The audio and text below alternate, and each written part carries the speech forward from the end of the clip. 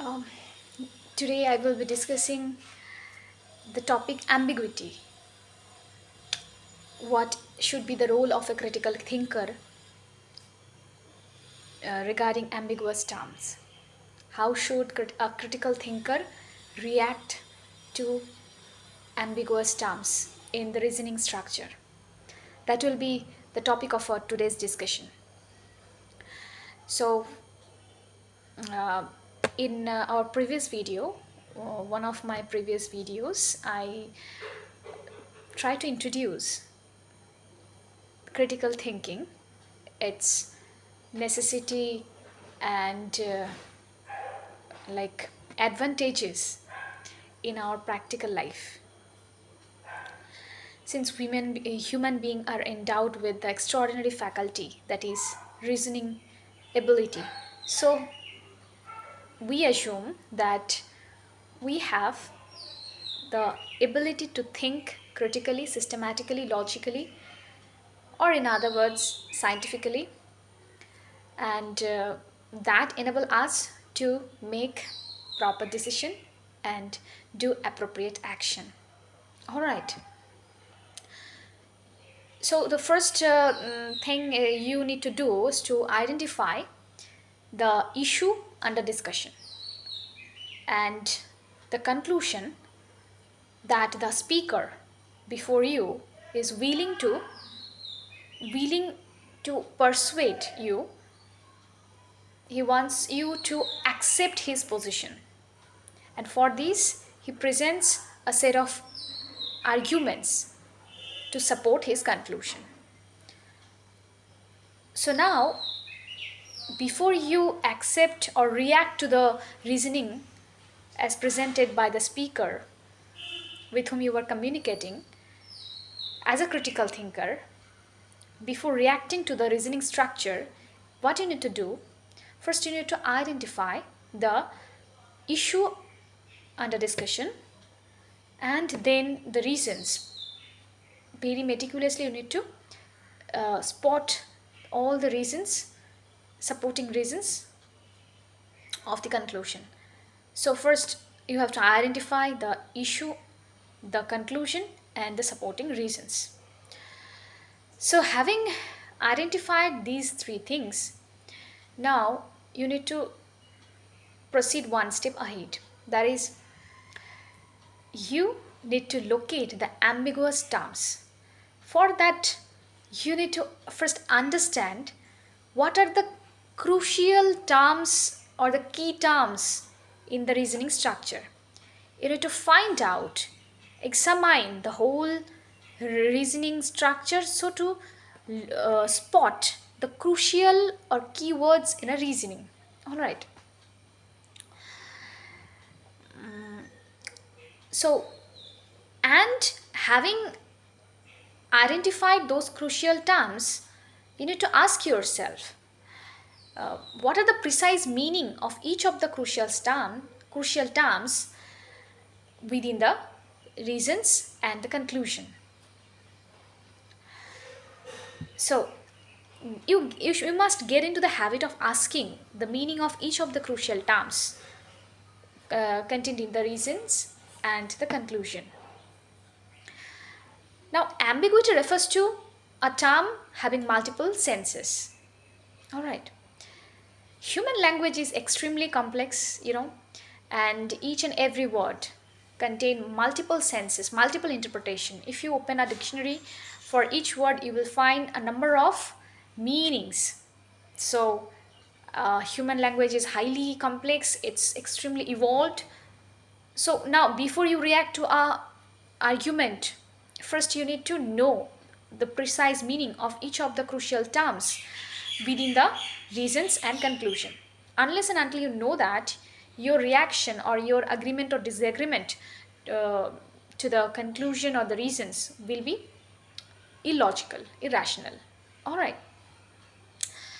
So now to understand the crucial term, I mean, having get a glance of the whole reasoning structure, one would easily understand what are the crucial terms. It's not that much difficult task, But having located the crucial terms, now you need to remember few things. We often do certain mistakes. Number one, we assume we try to assume the meaning of the crucial terms ourselves. We tend to presume that the author and the reader, that means I, have this mean the same thing by the term. So you must avoid mind reading.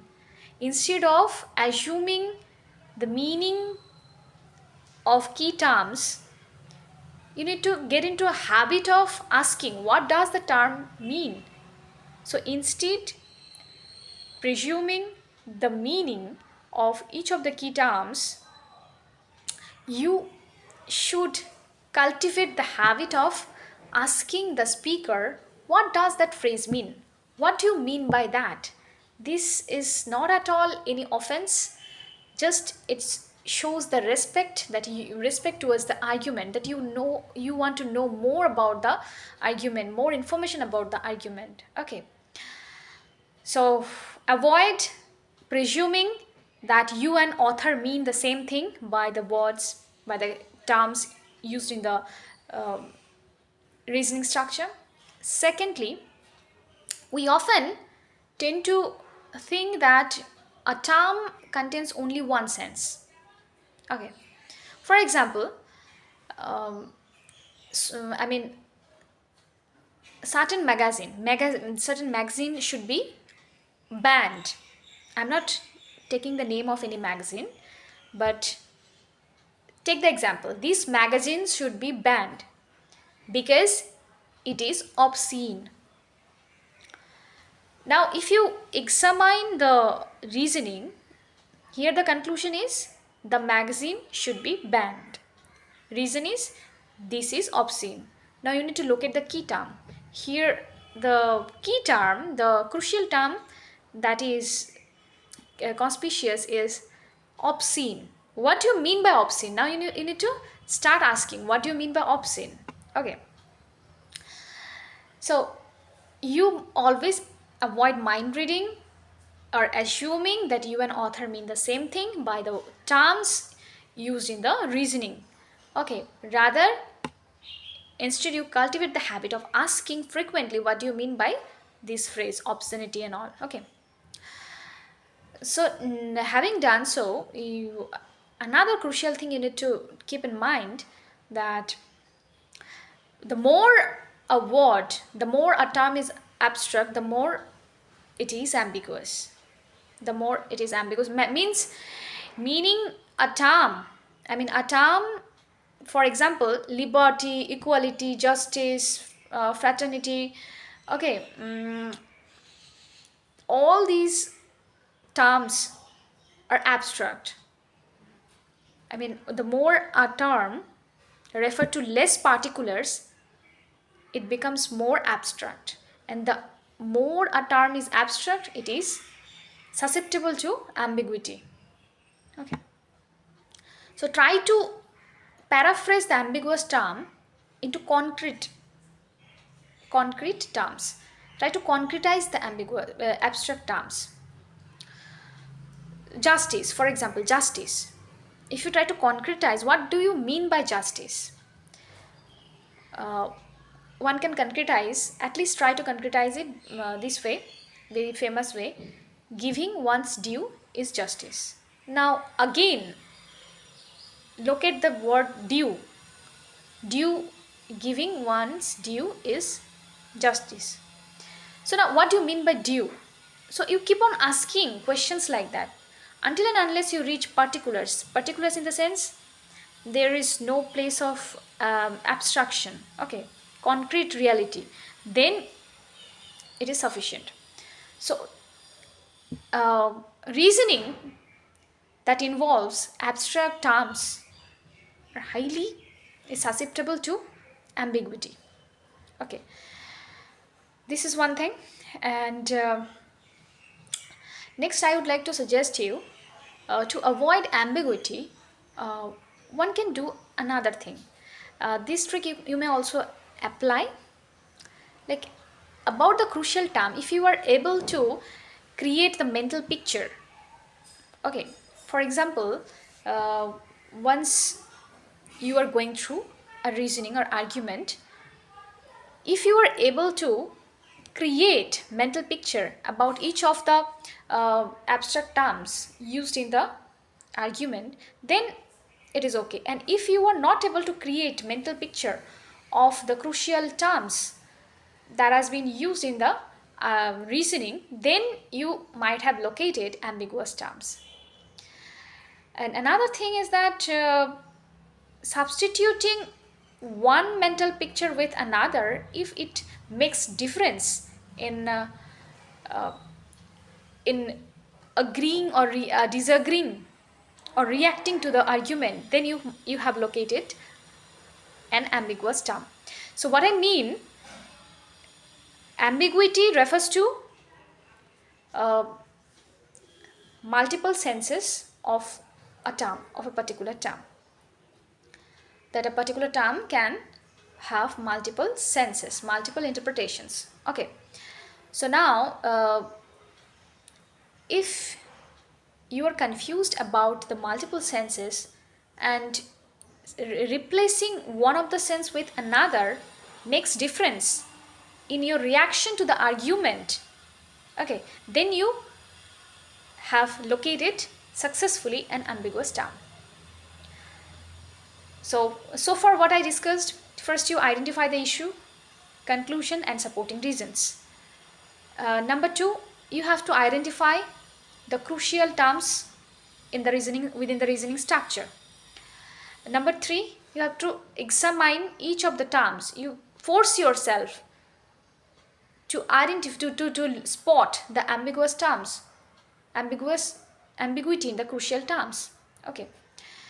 And for doing so, and in order to taste the ambiguity, the best thing is to try to create the mental picture of each of the crucial terms. If you are not able to create such imagery, you have located an ambiguous term. Or for avoiding, I mean, some cautions, you need to avoid certain things. If you are interested to, I mean, if you are interested in locating ambiguous term, you need to avoid certain things, and these are: number one, uh, do not assume that you and author mean the same thing by the terms involved in the reasoning structure. Secondly, you do not assume that the particular crucial term might have only one sense. Okay, while going through book or going through reasoning, or while we encounter any reasoning structure, we always tend to assume that the terms or the phrases have only one sense. Okay, you need to avoid this completely.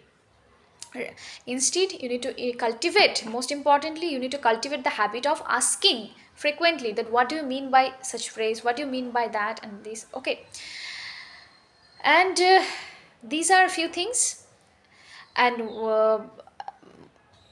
another significant thing that I would like to mention over here, the more abstract the term is, it is susceptible to ambiguity.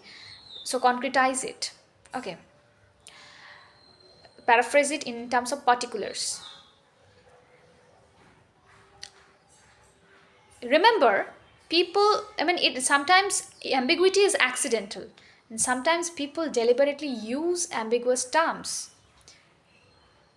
to persuade us to accept their conclusion. For example, in advertisement, in in political, I mean, what should I put? I mean, what shall I say? Uh, yes, in political speech, you might find the whole speech contain it contains lots of ambiguous terms, especially emotionally charged language, or terms having extra emotional baggage. And in advertisement also, advertisement mostly contain very ambiguous terms to persuade its audience to buy their products. So these are very, I mean, important thing to understand to safeguard your emotional commitment. Okay. Another thing you must apply to avoid ambiguity, if you try to understand speaker's context, I mean the context under which the speaker is presenting his or her argument. So for doing this, you need to understand the background of the speaker, in the sense that in which tradition he belongs to, like I mean, how that person has been brought up, like that. I mean, discovering these things will excavate the I mean, exact meaning of the terms. Okay, precise meaning. So your goal is to know the precise meaning of each of the crucial terms involved in the reasoning structure. So you need to understand the traditional use of the term in the controversy. Okay, how the traditional people have been using the particular term. At the same time, you need to discover the author's or the speaker's background, and that will help you to understand the intended or the precise meaning of the crucial terms. So, in political demagogue and advertisement, people tend to use arguments deliberately contain, I mean, they deliberately involve ambiguous terms or terms having multiple senses or emotionally charged language to influence people, to persuade people to commit to their standpoint emotionally. So, to safeguard this thing as a critical thinker, we need to be aware of those emotionally charged language, emotionally, I mean, we need to avoid those emotional baggage that has been, that has been used by political speakers or um, in the advertisement we often see. So you cultivate the habit of asking questions like, what do you mean by that, what do you mean by the particular term. This will enable you to understand the precise meaning of an argument, and this is actually, as a critical thinker, this is the prerequisite to react to any reasoning. And having done all these things, you will be able to make informed decision, and whatever your position, either agreement, disagreement, or it will be well thought out. So identifying ambiguity is one of the most important tasks in critical thinking.